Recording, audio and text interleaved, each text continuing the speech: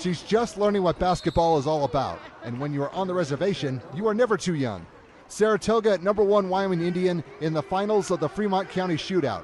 First quarter, Saratoga wearing the white, already up 2-0.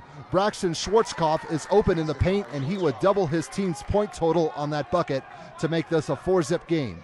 But it did not stay that way for long. Buell Robinson is a freshman for Wyoming Indian, and he earned some varsity time with that long ball. Things were just getting started, down 4-3. We go from the underclassmen to the upperclassmen. Joseph Howell is a senior with some moves, and you will see a few more later.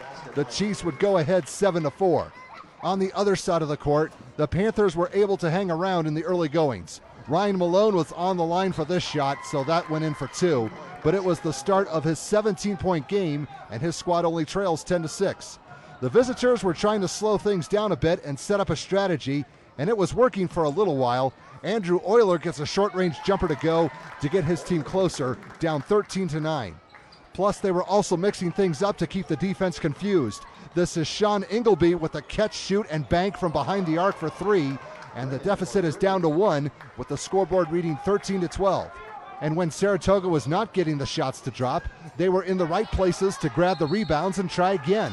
Euler will illustrate and get one more for his efforts. The three-point play would knot up the score at 15 and would mark the key moment in this game. The reason I say that is because from this point on, it was all Wiss all the time. Robinson with a running one-hander to add on to his 13-point game and move the score up to 17-15. The boys in black were on the run, and that's how they like it. Howell will weave his way through the D for another bucket. 20 points for the senior. Now it's 19-15. It was then time to get the big man in on the act. Trevor Williamson, a fifth-year senior, he was granted an extra year due to academic hardship. He made that play look easy. The Chiefs are up 21-15. Playing a hurry-up style has advantages, especially when you're trying to beat the clock. Howell's going to do just that with this 3 at the buzzer. Wyoming Indian had all the momentum, leading 24-15 after the first 8 minutes. Second quarter, the home team was picking up some speed. They would use fast passing to Williamson, who will get the finish. He contributed with 10. Now it's a 26-15 score. Defense played a role as well, and it had its rewards. Jared Mosqueda with the rejection, and then Robinson is running right towards you for 2 more. The scoreboard now reads 28-15. More Chiefs were getting in on the action.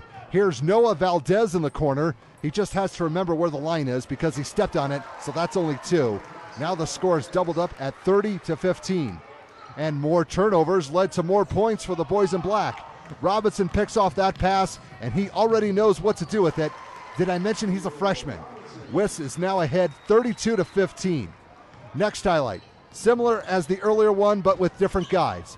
Mosqueda caused the turnover, and his teammates let him get the finish at the near hoop. Things are starting to get out of hand with it being 34-15. And the home team kept dishing it out. And this one was pretty. Another turnover and a great pass from Wilson Clifford to Howell to cap off a 24-zip run to blow this game wide open. The score is 39-15.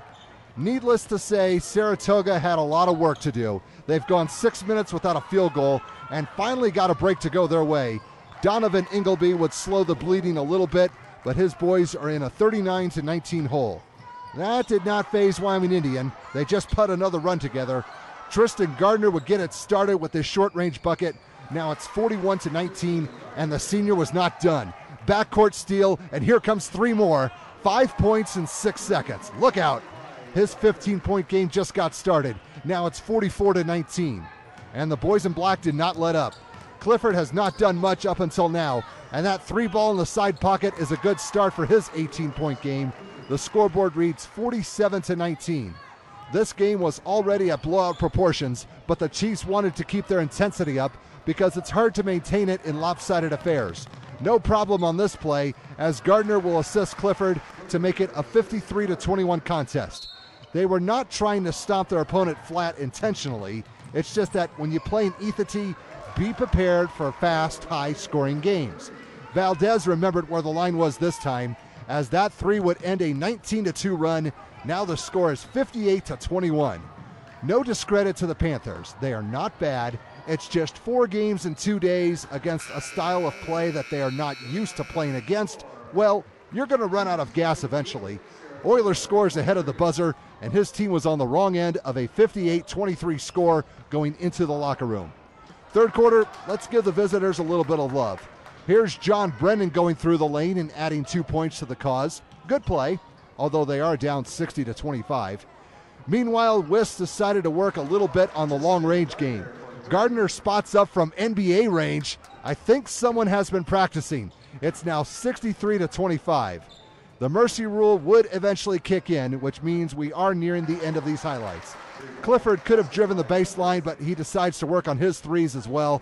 The home team is ahead 68-25. This will be the last one for Saratoga, so we'll make it count. No one put a hand in Malone's face, so he had an easy time shooting that three. It was a good effort, but the tank was empty. They now trail 70-30.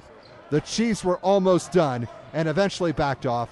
Gardner is in the corner and he'll strike again.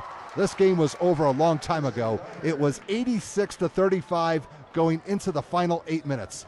Fourth quarter, the opposition did not score and the home team did not do much either.